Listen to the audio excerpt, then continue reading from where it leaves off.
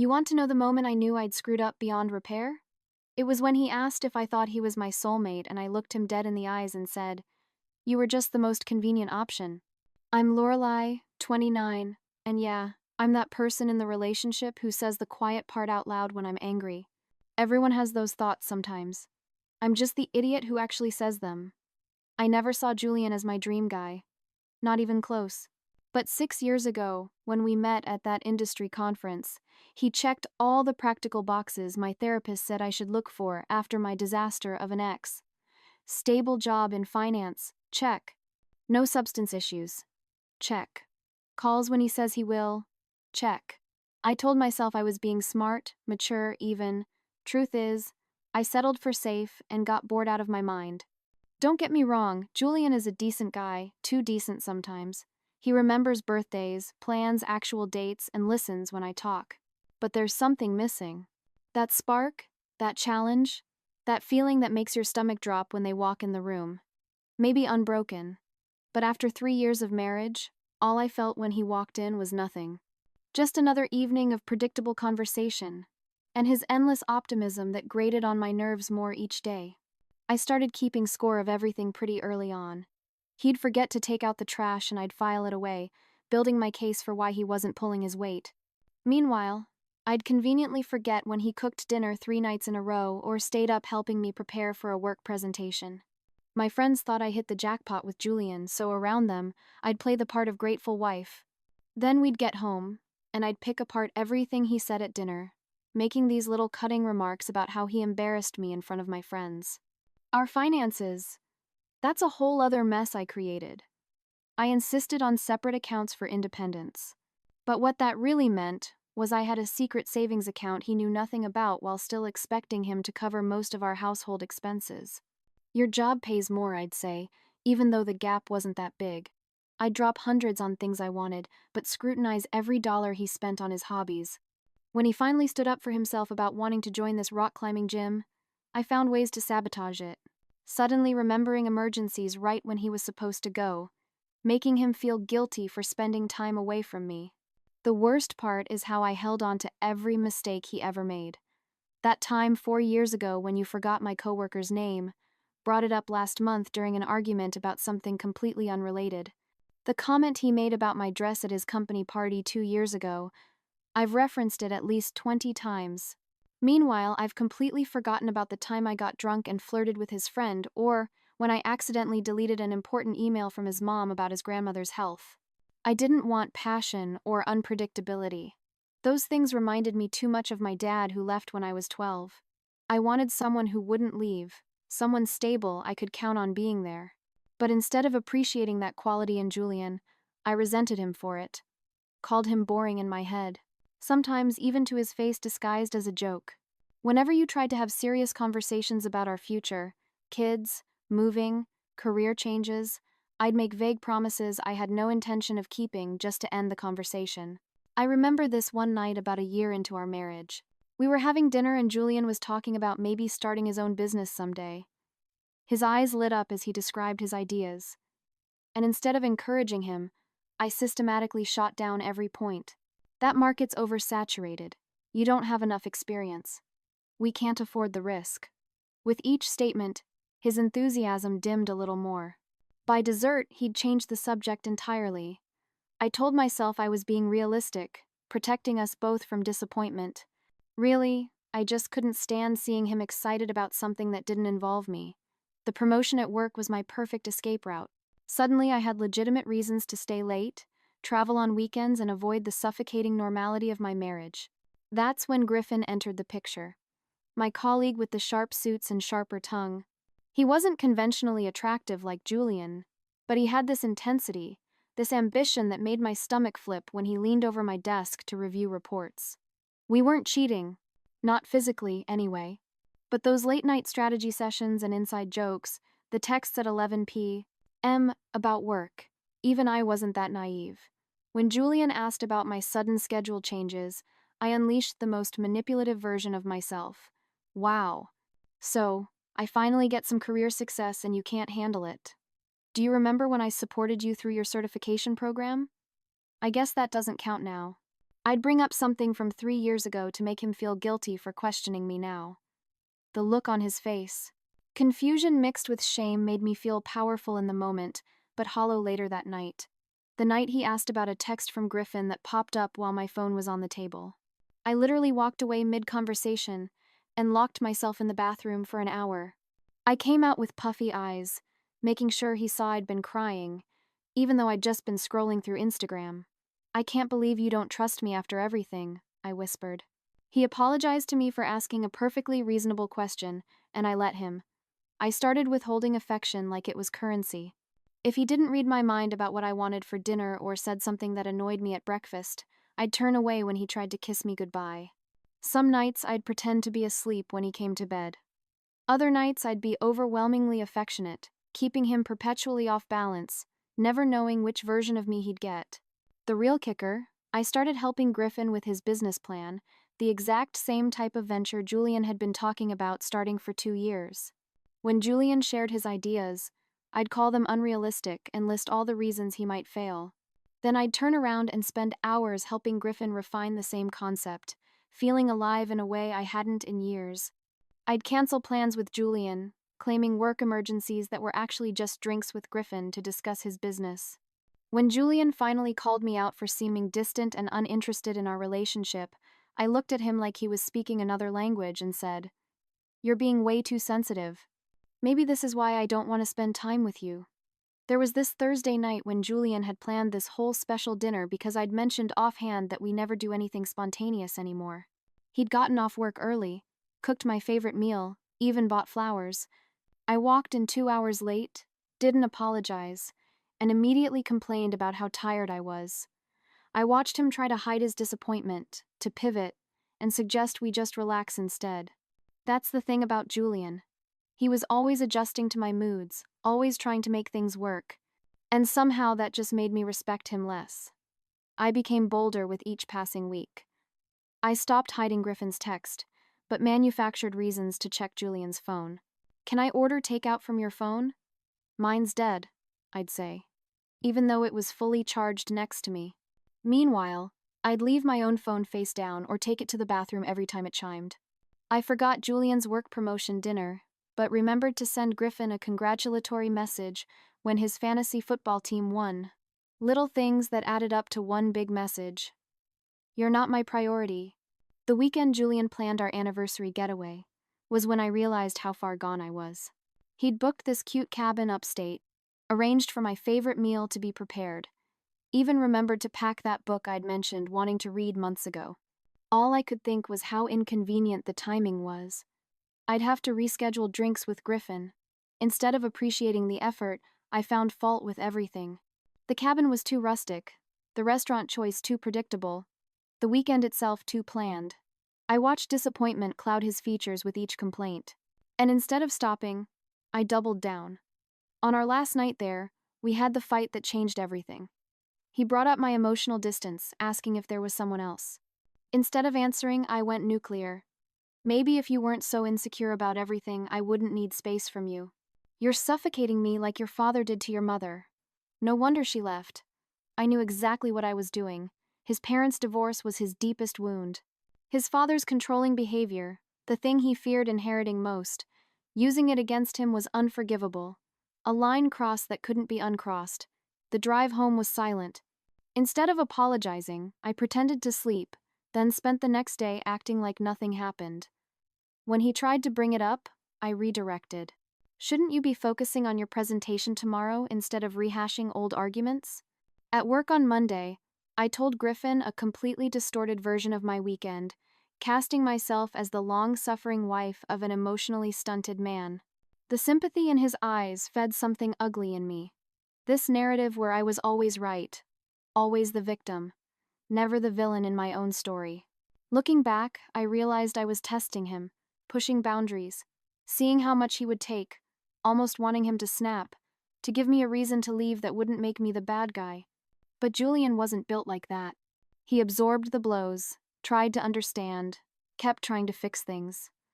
He bought self-help books about communication, suggested counseling, tried different approaches to reach me. I mocked him for it, called him weak for needing help, while secretly feeling terrified that anyone could see through my behavior in therapy. There was this one night when he fell asleep on the couch after working a 14-hour day. Instead of letting him rest, I woke him up to complain that he hadn't taken out the recycling. When he apologized and got up to do it immediately, I found myself irritated by his compliance. I wanted a fight. I wanted him to tell me I was being unreasonable, but he just quietly sorted the cans and bottles, then came back and asked if there was anything else I needed before he went to bed. His kindness felt like an accusation.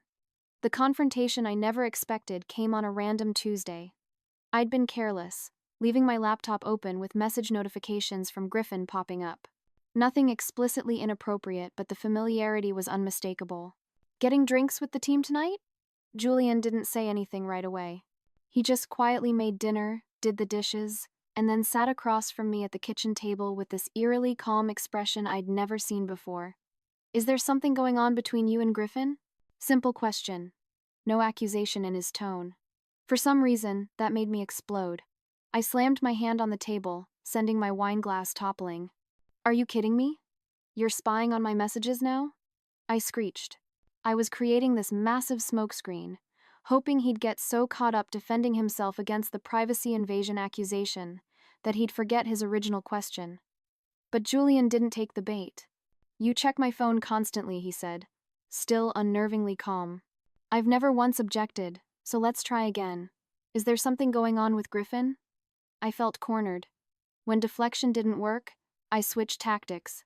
He understands me in ways you never have, I said, voice dripping with disdain. He actually supports my ambitions instead of being threatened by them. Julian just nodded, like I was confirming something he already knew. And then he asked the question that would haunt me. Lorelei, do you actually think I'm your soulmate? Did you ever? The rawness in his voice momentarily cut through my defenses. For 1 second, I could have salvaged something. Could have been honest in a way that wasn't cruel. Instead, I laughed, actually laughed, and delivered the line that would end everything. You were just the most convenient option. I never believed in soulmates anyway. His face didn't crumple like I expected. He didn't yell or plead. He just absorbed the blow, nodded once, and said, "Thank you for finally being honest." Then he got up and walked out of the kitchen. No dramatics, no door slamming, just quiet, dignified exit that somehow hurt worse than any reaction I'd anticipated. I sat there, wine soaking into my sleeve, feeling like I just set fire to my safety net without checking if there was ground beneath me. I spent that night waiting for him to come to bed to continue the conversation, to give me a chance to soften what I'd said. But he slept in the guest room, and the next morning he was gone before I woke up. Just a note saying he'd be staying with a friend for a few days to clear his head. It was the first time in 6 years he'd ever chosen to put space between us after a fight. The silence was deafening.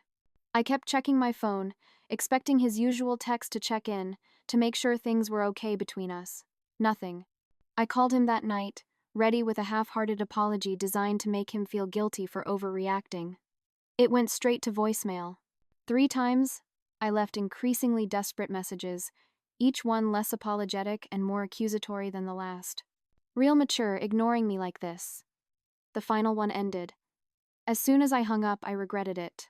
But my pride wouldn't let me call back to fix it. I expected Julian to come crawling back the next day, to beg for another chance, to promise he'd try harder, be more exciting, more whatever I needed. That's what had always happened before when I pushed him away. But something had shifted. He came home after 3 days, not to reconcile, but to start untangling our lives with this quiet efficiency that was honestly terrifying. He transferred his portion of joint bills to my name without discussion. When I tried crying, actual tears this time, he just handed me a box of tissues and continued sorting through financial documents. You don't have to do this, I said, trying to sound reasonable. We can work through this couple's fight. He looked at me with this expression I'd never seen before. Not angry, not sad, just clear. This wasn't a fight, Lorelei. This was a moment of truth. He finally said what I've suspected for years, that I was never more than a convenient option for you, and I deserve better than that. My backup plan was falling apart too. When I texted Griffin that things were complicated at home, hoping for some emotional support, his response was lukewarm at best. That sucks. Hope you work it out. The excitement of the chase was over, and apparently so was his interest. At work, I overheard him using the exact same lines on Peyton from accounting that he'd used on me. The ones I thought were special. When I confronted him about it, he looked at me like I was crazy. "You're being too sensitive," he said. My own words thrown back at me. That's when it hit me. I might actually lose Julian. Not in the theoretical way I'd sometimes fantasized about when I was bored or annoyed, but in the real permanent way that would leave me alone with my own company. The thought terrified me. Not because I suddenly realized I loved him deeply or couldn't live without him, but because I'd gotten comfortable with the safety and stability he provided. I'd taken for granted that he would always be there, no matter how poorly I treated him. I tried a different approach with Julian.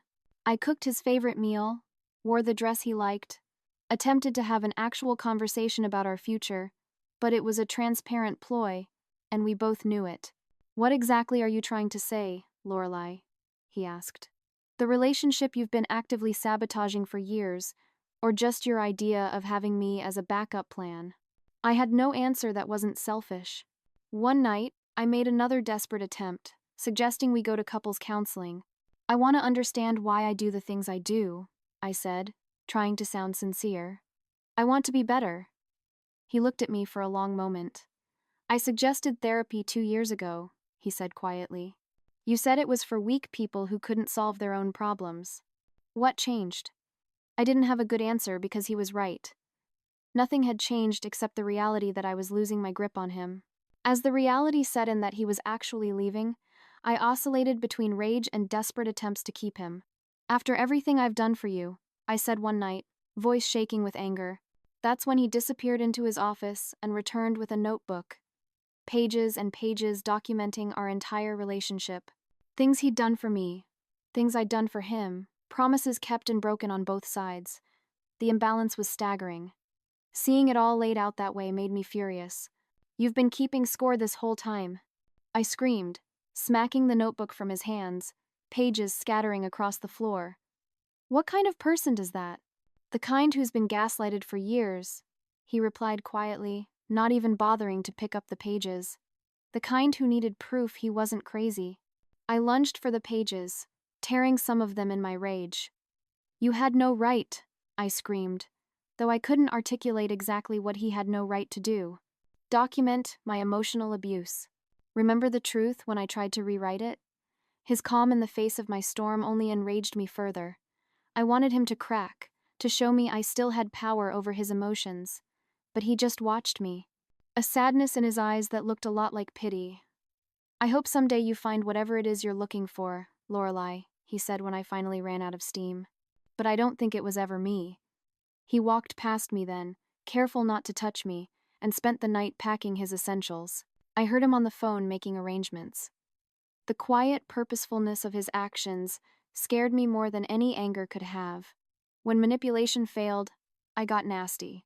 I told our friends that Julian had been emotionally unavailable, that he'd prioritized work over our marriage, that there had been someone else on his side. I expected our social circle to rally around me like they always had. Instead, Arya, my closest friend, actually called me out. "Lorelai, I've watched how you treat him for years. The constant put-downs, the controlling behavior. I never said anything because I didn't think it was my place, but I'm not going to help you trash him now." Her words shocked me into silence. Had everyone seen through me all this time? Had my behavior been so obvious to everyone except me? I hung up on her and immediately called Clara. Sure, she'd take my side. But there was a hesitation in her voice too, when I launched into my victim narrative. "Have you considered that maybe you both contributed to the problems?" she asked carefully. I hung up on her too. The final conversation happened, the day he moved his last boxes out. I demanded to know why he was giving up so easily. 6 years together, and you're just walking away without a fight, I said, blocking the doorway. Julian looked at me with this mixture of pity and relief that made my stomach turn. "I'm not giving up," he said. "I'm choosing myself for once. And honestly, Lorelai, you never fought for us either. You just fought to keep me under your control." "That's not true," I protested. But even I could hear the hollowness in my words. "I loved you in my own way." "Your way of loving was to tear me down so I wouldn't leave," he said. "That's not love." That's fear. He gently moved me aside and carried the last box to his car. Before driving away, he paused. I don't hate you, Lorelei. I hope you find peace with yourself someday. And then he was gone, leaving me with a half-empty house and the realization that I'd sabotaged the one stable thing in my life because stability felt too much like boredom. I spent the next few weeks telling myself I was better off, that I'd dodged a bullet, that Julian just didn't try hard enough to understand my complexity. I made myself the victim in a story where I had always been the aggressor. But reality has a way of cutting through even the most elaborate self-deception. The house felt too quiet. My phone stopped lighting up with his check-in texts. The plants he used to care for started dying one by one because I kept forgetting to water them.